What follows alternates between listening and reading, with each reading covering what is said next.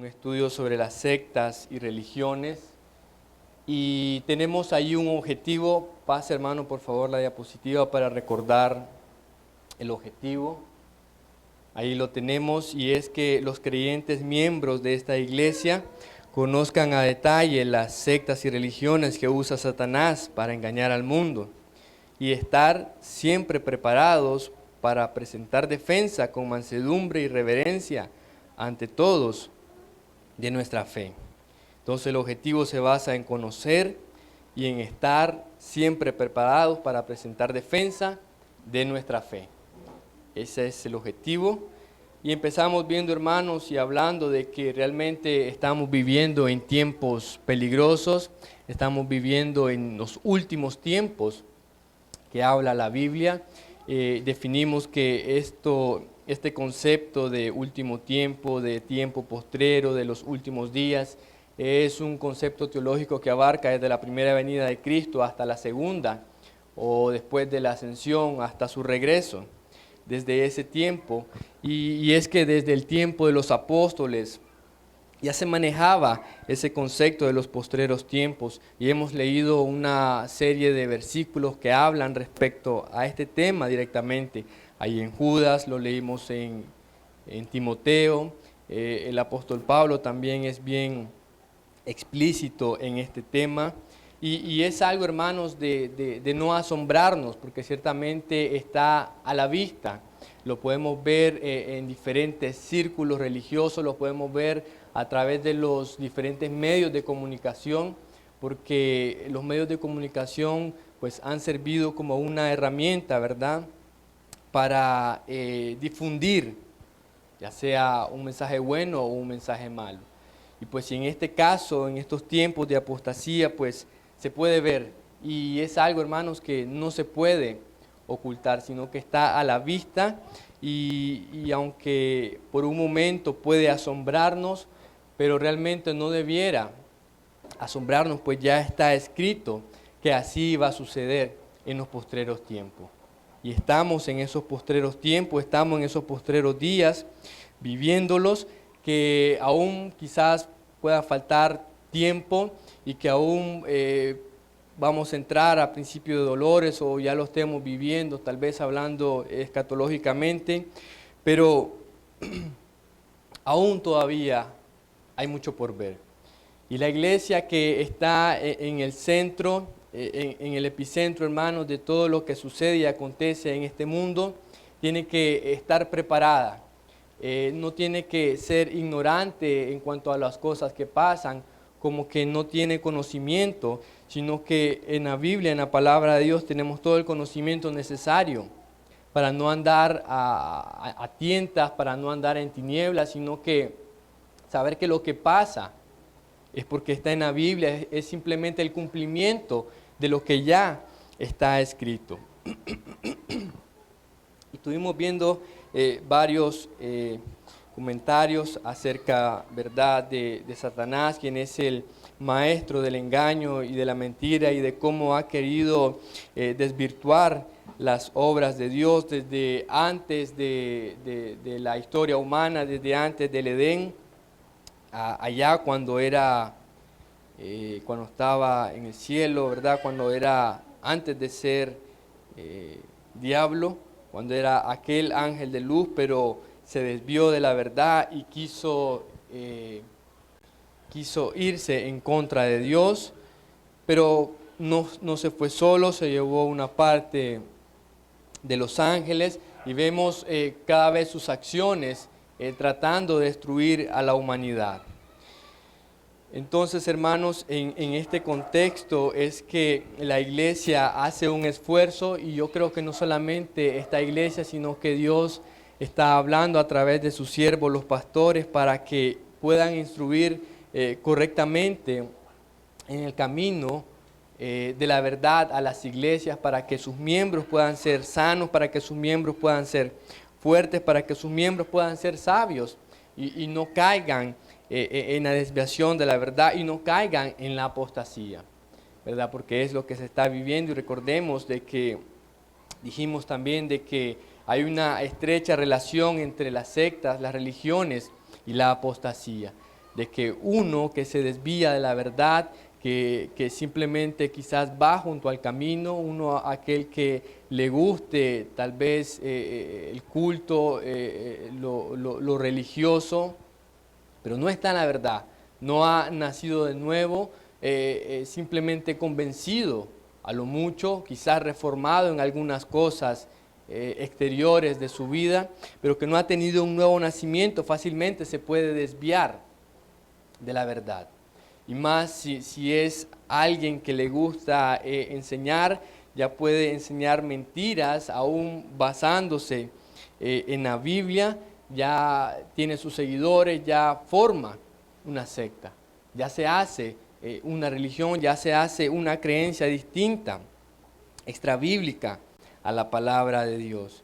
Definimos que secta es el conjunto de seguidores de una religión o ideología considerada falsa y que puede llegar a ser peligrosa, puesto que conspira en grupos pequeños porque se separa de un grupo mayor con objetivos no siempre claros ni positivos. Y entramos a ver algunas características de las sectas.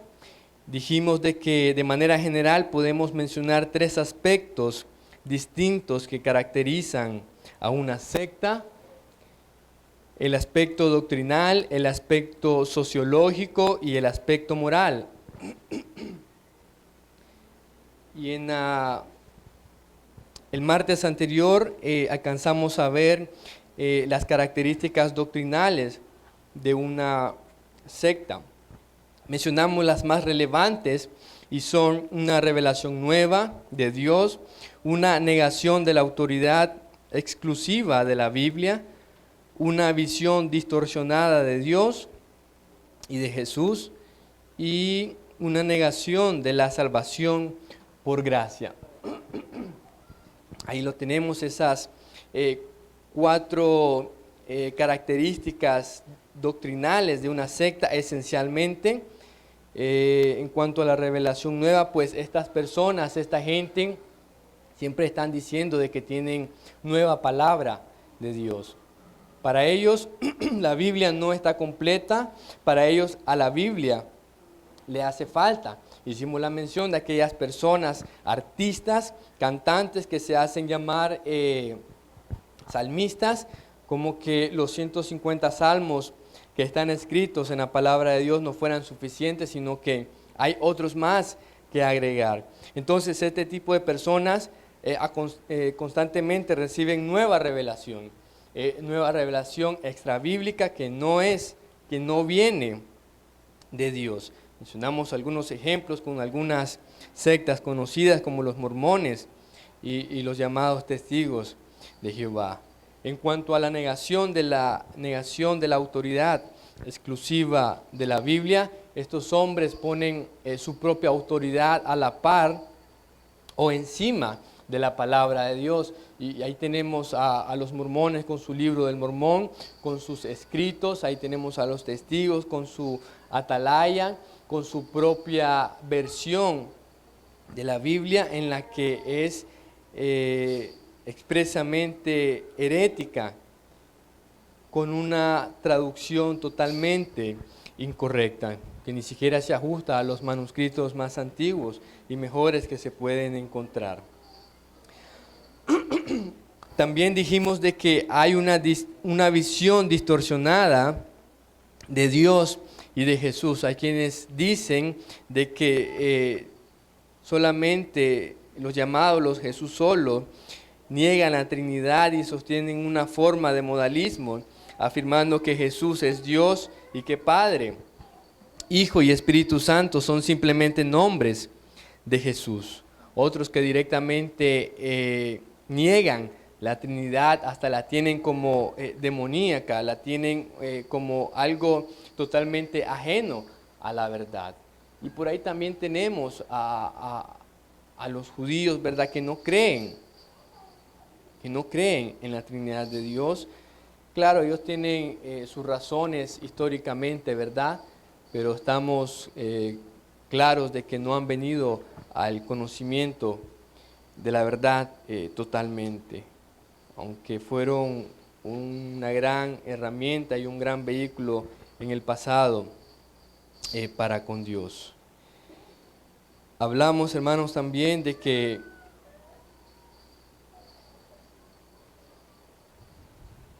una visión distorsionada de Dios y de Jesús.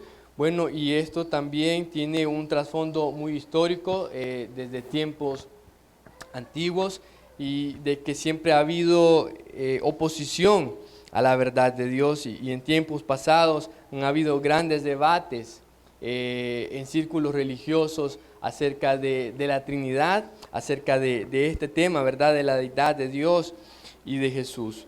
Y ahí tenemos algunas confesiones bien conocidas acerca de ello. Otro aspecto, ¿verdad?, es la negación de la salvación por gracia. Las sectas por lo general niegan la salvación por gracia, distorsionando así la pureza del Evangelio. Siempre están añadiendo algo más para poder obtener aquella salvación, para poder obtener aquel beneficio. Para ellos la salvación no es solamente por gracia, como lo enseña la Escritura, sino que hay que hacer algo.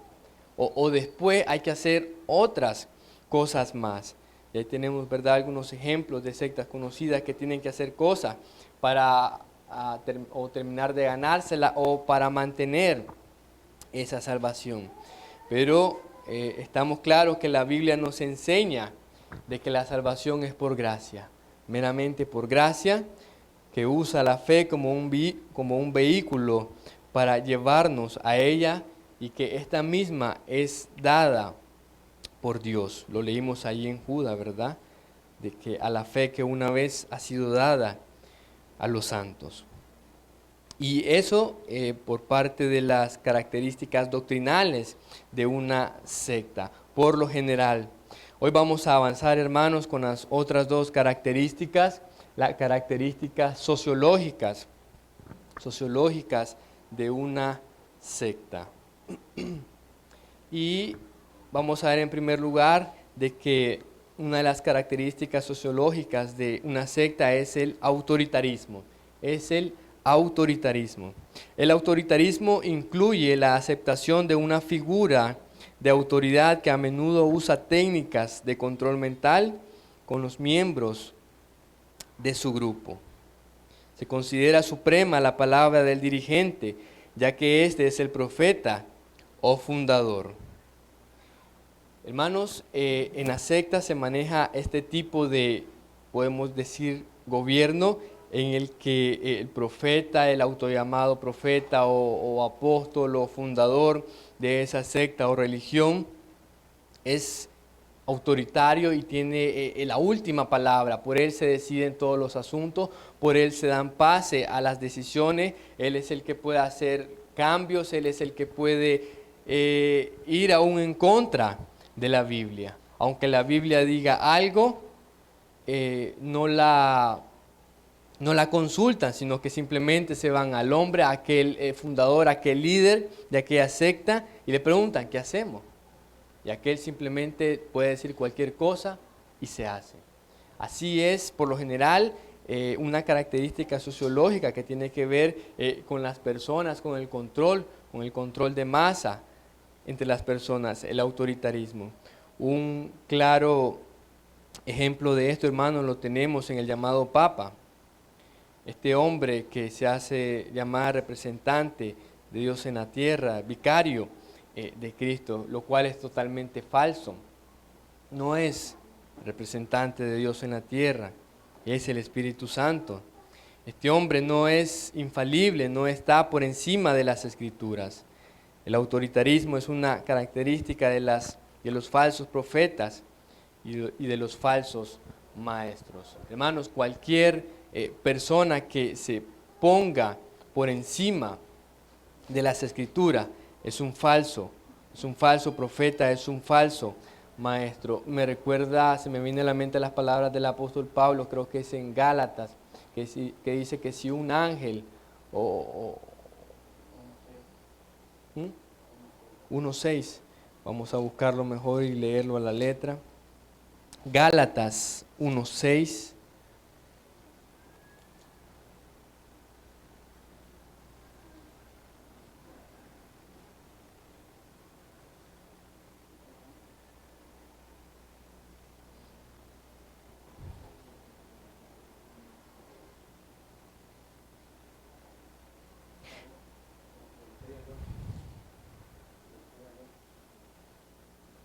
Estoy maravillado de que tan pronto os hayáis alejado del que os llamó por la gracia de Cristo, para seguir un evangelio diferente. No que haya otro, sino que hay algunos que os perturban y quieren pervertir el evangelio de Cristo. Mas si aún nosotros o un ángel del cielo os anunciare otro evangelio diferente del que os hemos anunciado, sea anatema, sea maldito. Que si aún nosotros, dice, o un ángel del cielo os anunciare otro evangelio diferente del que os hemos anunciado, sea anatema. Hermanos, la Biblia es clara en este respecto, ¿verdad? Que solamente la autoridad final en cuestión de norma de fe y práctica para el creyente es la palabra de Dios.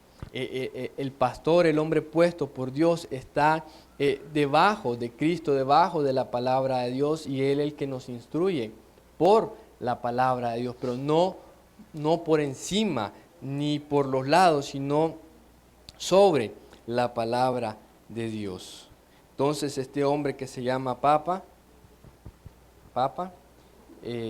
no es, ¿verdad?, infalible, absolutamente. Pero tiene muchos seguidores, se conoce como una de las religiones predominantes a nivel mundial. Pero vemos a la luz de las Escrituras de que está errado totalmente. Otra característica sociológica es el exclusivismo. El exclusivismo. En los que se dicen, solo nosotros tenemos la verdad. Por ejemplo, los mormones creen ser la comunidad exclusiva de los salvos en la tierra. Los testigos de Jehová creen ser la comunidad exclusiva de los salvos. Ellos decían, nosotros somos los 144,000. El problema fue que cuando ya llegaron a ese número, lo superaron, ya no podían seguir diciendo lo mismo. Ya no podían seguir diciéndolo. Hay un exclusivismo, hermanos, en el que se dice, nosotros tenemos la verdad. Es algo realmente inmoral, sabiendo su origen, conociendo de dónde vienen, de dónde partieron y de cómo se separaron de la verdad para caer en el error, para ahora simplemente decir, nosotros tenemos la verdad. Otra característica, hermanos, es el dogmatismo. Dogmatismo. ¿A qué se refiere el dogmatismo? Es a aquella persona que no admite otras opiniones, en la que lo que yo digo, eso es lo correcto, en lo que yo digo, esa es la verdad. Personas dogmáticas que no aceptan otras opiniones más que la suya. Un sabio en su propia opinión, un necio, como diría la Biblia. Una característica estrechamente ligada con la anterior, el exclusivismo, es que las sectas son dogmáticas y con frecuencia se expresa este dogmatismo de manera institucional.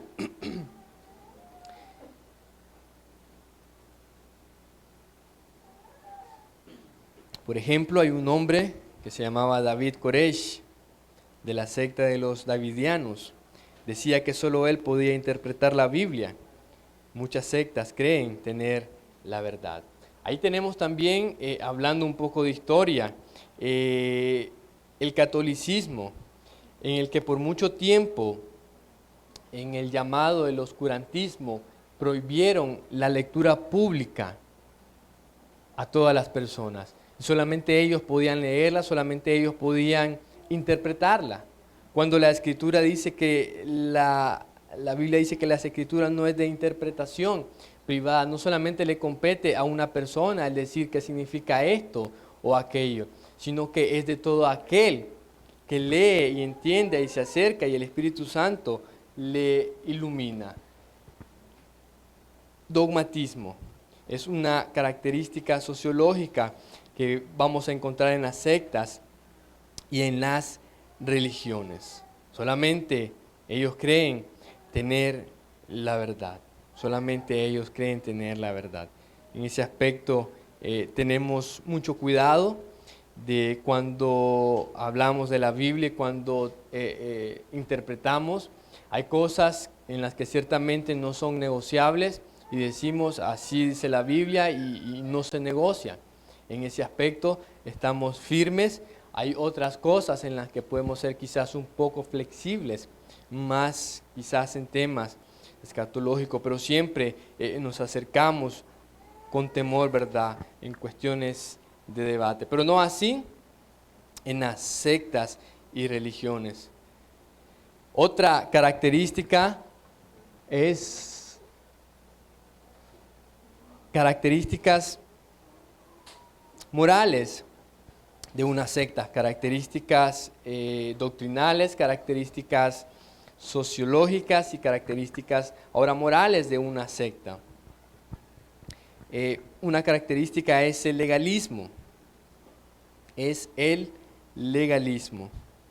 Ahora, ¿qué es eso de legalismo? El legalista cree que es necesaria la estricta observancia o adherencia literal a ciertas reglas y reglamentos.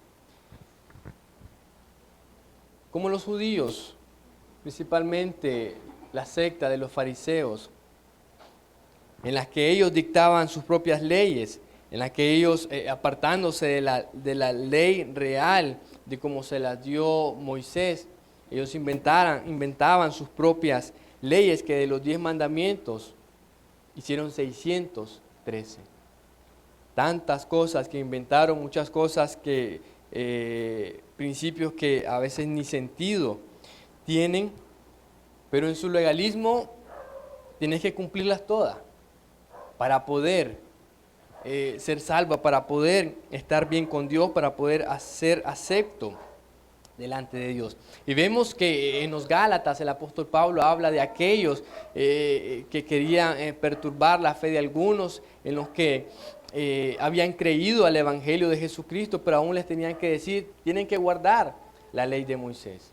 Y ellos estaban bien enfrascados y enfatizados en la ley, en la ley, en la ley, sabiendo que, y Jesús se los reprochó, de que no podían ellos cumplirla, ni sus padres ni ellos, y ponían cargas pesadas para que aquellos pobres gente la intentaran hacer, pero no podían, porque ni siquiera ellos, Jesús les dijo, cuando ustedes ni siquiera con un dedo quieren hacerlo, quieren moverlo.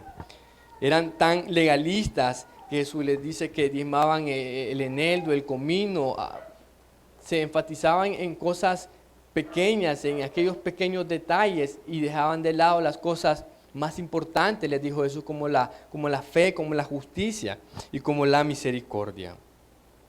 Estas sectas y religiones son legalistas en este sentido, de que tienen que seguir rigurosamente las reglas y que ellos mismos inventan, porque no son bíblicas, para poder, según ellos, estar bien. Leímos,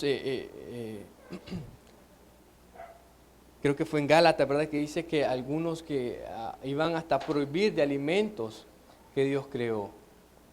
Tenemos ahí a una secta de los mormones que ha prohibido el uso del café, del té o de cualquier bebida con cafeína. Y así tenemos varios ejemplos de estas personas también, que pensando que por hacer esta serie de cosas y de reglas pueden así ganarse el favor de Dios. Otra característica, hermanos, esencial en cuanto a las características morales, legalismo, también tenemos una perversión sexual. Perversión sexual. Junto con el legalismo, que es el vicio gemelo de la perversión moral se encuentra con frecuencia en las sectas. Tenemos allí a un José Smith y otros dirigentes mormones con muchas esposas. David Koresh afirmaba ser dueño de todas las mujeres de su grupo, hasta niñas. De acuerdo con una revelación en 1989, eso incluía aún a niñas tan jóvenes como de 10 años. Otra secta llamada Los Niños de Dios durante toda su vida han usado técnicas de pesca coqueta para atraer sexualmente a las personas y unirse a la secta. Creo que recientemente salió una noticia del Dalai Lama, de este hombre que salía besando a un niño en la boca, ¿verdad? Sí. Viejo chancho ese. Lo menos que podemos decir. Pero esas son las sectas, esos son los hombres que muchas personas siguen por no tener, mejor dicho, conocimiento. Creo que es en Amós que dice, Dios le dice al pueblo, mi pueblo pereció por falta de conocimiento. Oseas 4:6, mi pueblo pereció por falta de conocimiento. Y lo interesante es que al pueblo no le faltaba la palabra de Dios, al pueblo no le faltaba la revelación, al pueblo no le faltaba ese conocimiento realmente, sino que ellos en su duro corazón simplemente no obedecían, no acataban las leyes de Dios. Dios les decía por aquí, ellos se iban por allá. Dios les decía no hagan esto y ellos lo hacían. Siempre vivían en una constante contradicción. Entonces ellos vivían en una ignorancia advertida porque tenían la ley de Dios, tenían a los profetas que lo amonestaban. Pero muchos se perdieron.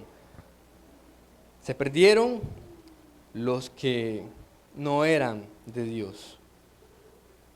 Otra característica es de que luego de la perversión sexual han llegado aún hasta el maltrato físico.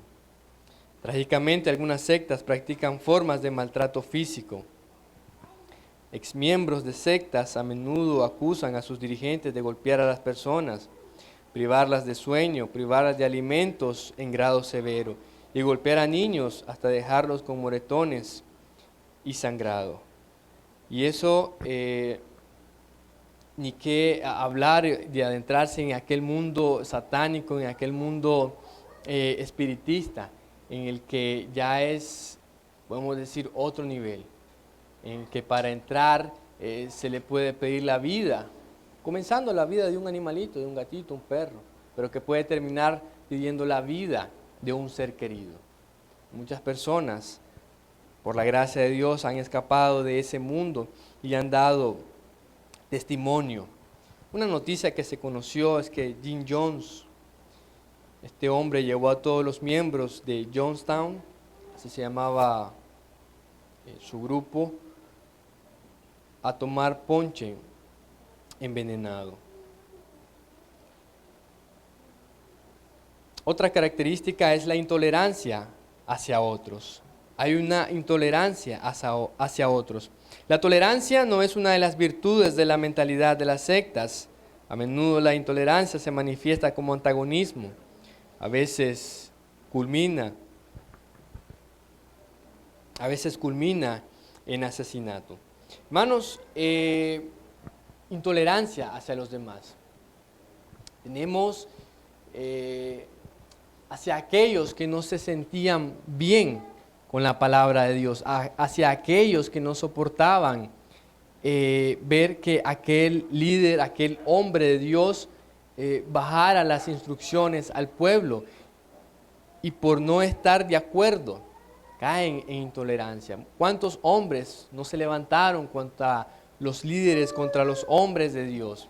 Tenemos ejemplos con Moisés y así hay oposición con cada hombre de Dios que se levantaron aún dentro del mismo pueblo, aún dentro del mismo redil, que eran intolerantes por su malvado corazón. Tenemos en la historia, hermanos, con el catolicismo, esa intolerancia hacia los judíos, con su llamada Santa Inquisición, con su instrumento Hitler, que fue usado para matar a millones de judíos, por una intolerancia. Aún muchos judíos, aún el apóstol Pablo también estuvo en esa intolerancia en que no soportaba a los cristianos, no soportaba a los del camino de Dios. Y era tal, hermanos, que él dice que él da testimonio de cómo arrasaba a la iglesia, de cómo arrasaba a aquellos creyentes, los llevaba aún a blasfemar contra Dios con tal que negaran su fe. Pero por la gracia de Dios, el apóstol Pablo fue salvo y Dios le mostró lo que es sufrir, ¿verdad?, por el amor de Dios. Y es que hay una intolerancia, hermanos, hacia los que hacen el bien, hay una intolerancia hacia todo aquel que es instrumento para bien de Dios. ¿Cuántos misioneros salen al campo misionero, salen a diferentes países? Y en esos lugares hay mucha oposición, hay mucha intolerancia. Muchos han muerto en el campo misionero. Hay países donde no se tolera otra religión más que la que predomina en la zona. No se tolera el cristianismo. Los apedrean, los encaran, los maltratan. Hermanos, esta es otra característica. Hay intolerancia hacia los demás. Entonces, hermanos, vimos algunas características esenciales, características que tienen que ver con lo doctrinal, características que tienen que ver con lo sociológico y características que tienen que ver con lo moral. Son características generales, características esenciales de toda secta y religión. Y esto nos va a ayudar a poder identificarlas. Nos va a ayudar a poder identificarlas. Como tercer punto, hermanos, quiero tratar es una pregunta y dice, ¿por qué este estudio? ¿Por qué estudiar las sectas y religiones? ¿Por qué? Persiguiendo la meta que nos trazamos como nuestro objetivo, hermanos, la respuesta sería fácil. Más que solamente tener conocimiento, más que solamente de hablar de los demás por hablar, no intentamos atacar a las personas, sino que estamos atacando el error, estamos atacando la falsedad, estamos atacando la mentira con la verdad de la palabra de Dios. Entonces, ¿por qué este estudio? ¿Por qué estudiar las sectas? Voy a mencionarles algunas. En primer lugar, para no ser engañados por estas sectas y doctrinas falsas. La falta de conocimiento e ignorancia de la verdad es un pecado con graves consecuencias. La falta de conocimiento e ignorancia de la verdad es un pecado con graves consecuencias. Hermanos, realmente es un principio de la vida de que aquel que no cree a la verdad va a creer a la mentira. No hay nadie que no crea en nada, va a creer o a la verdad o a la mentira. Y la Biblia nos dice literalmente en al menos 7 ocasiones, nadie os engañe. Nadie os engañe. Nadie os engañe. El Señor Jesucristo, el apóstol Pablo y el apóstol Juan también. Nadie os engañe. Por ejemplo, Colosenses 8. Colosenses 8 dice, mirad que nadie os engañe por medio de filosofías y huecas sutilezas, según las tradiciones de los hombres, conforme a los rudimentos del mundo, y no según Cristo.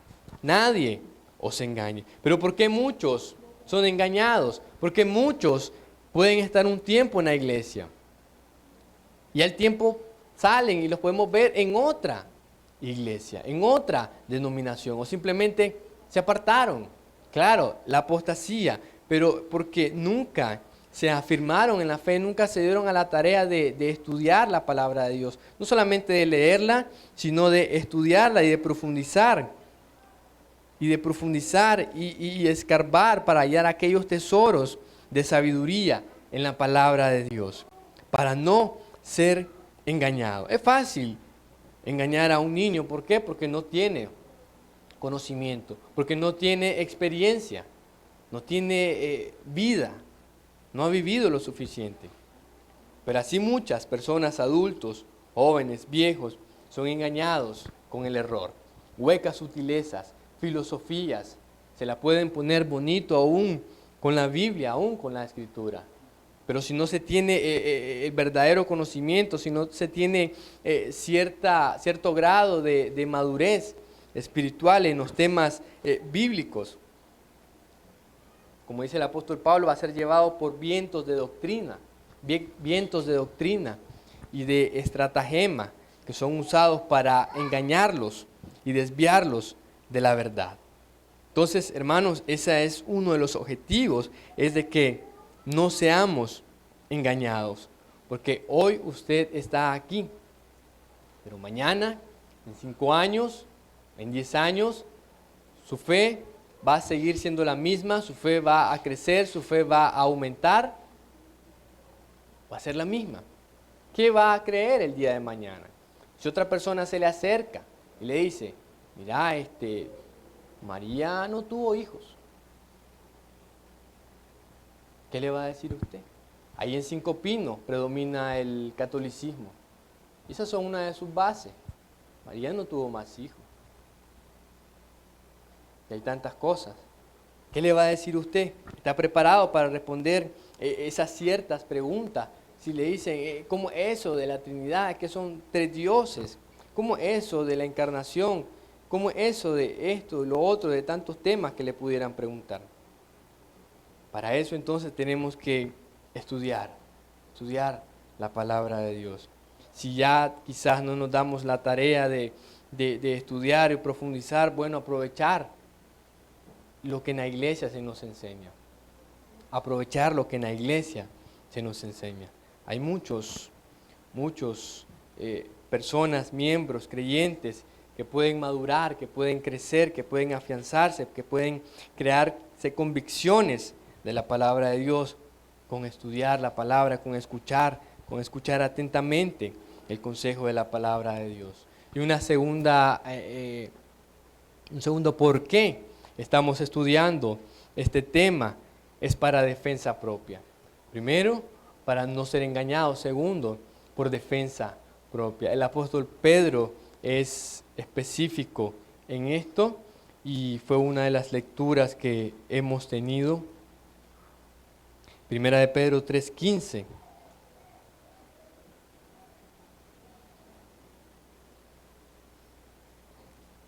Sino santificad a Dios el Señor en vuestros corazones y estad siempre preparados para presentar defensa con mansedumbre y reverencia ante todo el que os demande razón de la esperanza que hay en vosotros. Si le preguntan, ¿usted es cristiano? Sí. ¿Por qué? ¿Por qué si hay más religiones? Hay otras creencias. Es más, puedes creer lo que vos querás y todo bien. ¿Pero por qué eres cristiano? ¿Cuál es tu fe? ¿Podrá presentar defensa de su fe, de la esperanza que hay en usted? Y eso es lo que se trata, y es parte de la madurez de que se quiere llevar a la iglesia. Más que el conocimiento, es esa madurez, el saber por qué, el realmente por qué, en defensa propia. Otra razón es que nos prepara para el evangelismo con personas de otros fondos religiosos. Nos prepara para el evangelismo con otras personas de otros fondos religiosos. Tener conocimiento sobre estos temas, sobre sectas y religiones, nos ayudará a poder abordar a personas con otros tipos de fondos religiosos. Al tener conocimiento sabremos lo que creen y cómo responderle bíblicamente. Si una persona se nos presenta y dice, yo soy testigo de Jehová, yo soy mormón, yo no creo en nada. pues ya sabremos qué es lo que creen, ya podemos saber cómo responderle bíblicamente o cómo refutar el error y decirle, tú crees eso, pero así dice la Biblia. Y normalmente le van a decir, es que así nos han enseñado. Pocos son los que le van a sacar una Biblia, pero si se la llegaran a sacar, pues usted bien puede enseñarle la verdad, puede enseñarle la verdad. Y esto nos va a llevar a un cuarto por qué, a una cuarta razón, y es para ayudar a otros.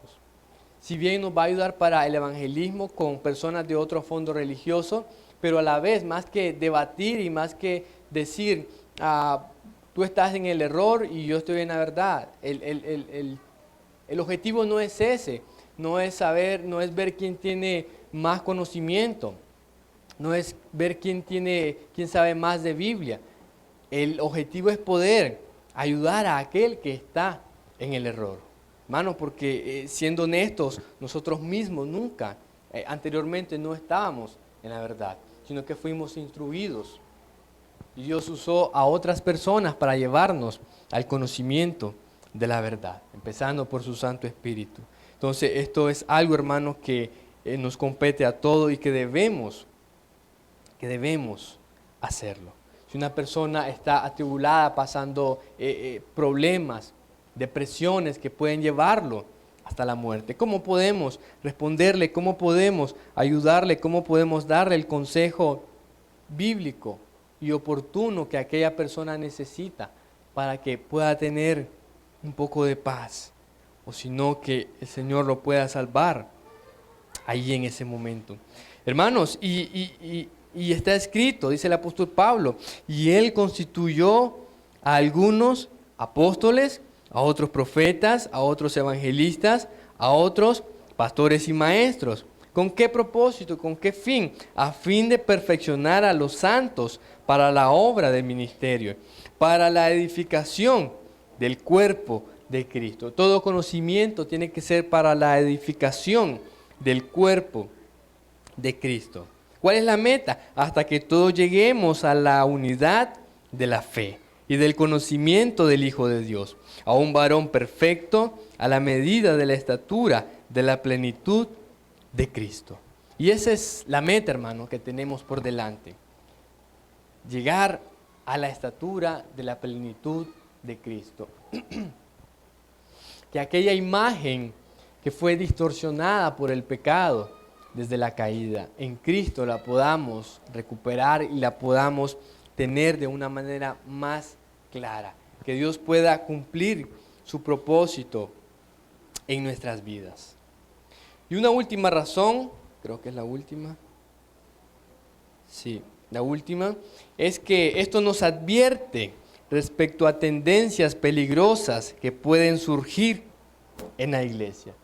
Nos prepara para, nos advierte respecto a tendencias peligrosas que pueden surgir en la iglesia.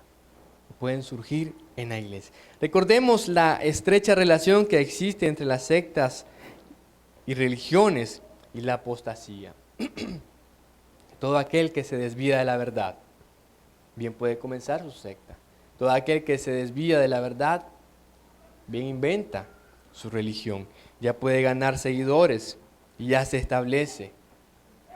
Y luego caen las características que estuvimos viendo en exclusividad, en legalismo, en autoritarismo. Pero todo esto viene de una mente reprobada, de una mente que no se ajusta, que no se quiere poner por debajo de la autoridad de la palabra de Dios. Y esto nos advierte respecto a tendencias peligrosas que pueden surgir en la iglesia, en nuestra iglesia, hermanos, porque no estamos exentos tampoco. Que el pastor se esfuerza por enseñar la verdad, por llevar a la iglesia a la madurez y que sean maduros y que puedan crecer y que puedan tener convicciones. Excelente. Pero, ¿qué hay de usted? ¿Cuál va a ser su parte? ¿La va a seguir? ¿La va a creer? ¿O simplemente, no, yo creo lo que yo quiera creer, yo voy a creer lo que yo quiera creer de la Biblia? Y por ahí comienza la apostasía. cuando no se está ajustando a la verdad de Dios y a las instrucciones bíblicas. Y hermanos, como les decía, no estamos exentos. Que Dios nos guarde de que de acá se pueda levantar un apóstata, se pueda levantar alguna secta y alguien que se desvíe de la verdad, simplemente por tener un corazón perverso, corazón que no se ajusta a la verdad de la palabra de Dios. Hermanos, creo que estos temas son muy importantes y nos van a ayudar en nuestra vida cristiana. Y que con temor de Dios podamos sobrellevarlo, no creyéndonos fuertes en sí mismos. Sí podemos tener una confianza en el Señor, una fe, una convicción, pero que esa fe y esa confianza esté centrada en Cristo, centrado en su palabra. Porque si estamos parados en la roca, pues ahí no nos vamos a mover fácilmente. Y ese es el objetivo, hermanos, que usted crezca, que usted madure, que usted pueda perdurar, pueda perseverar en la fe. Pueda hoy ver a sus hijos, pueda ver aún a los hijos de sus hijos caminar en la fe. Eso yo creo que es algo muy gratificante, eso es algo que no tiene precio. Ver a su descendencia sirviendo al Señor. Poco a poco, entonces, hermanos, vamos entrando a estudiar las sectas y religiones. Próximo martes vamos a hablar más específicamente de los falsos maestros y los falsos apóstoles, falsos profetas, falsos maestros. Vamos a hablar acerca de características, de cómo los define la palabra de Dios. Y vamos, creo yo, a aprender mucho de ello. Por ahora los dejo y si Dios nos permite, el próximo martes continuamos.